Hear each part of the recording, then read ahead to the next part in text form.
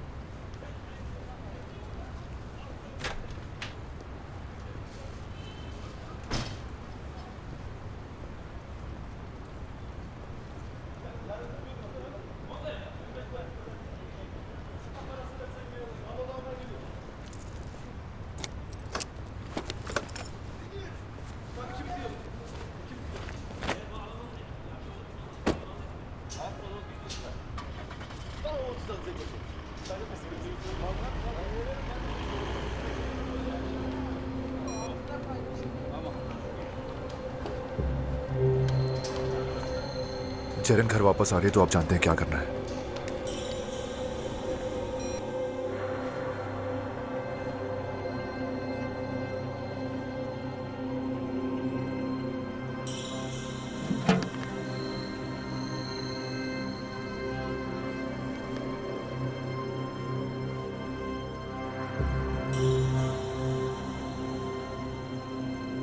President ने हमें इत्तला दी है जहरा। तुम लोगों को फौरन घर से बाहर निकलना होगा, वो लड़की आ रही है। क्या मतलब है तुम्हारा? कितना वक्त है हमारे पास? सिर्फ 10 मिनट। ठीक है, तुम बस नजर रखना।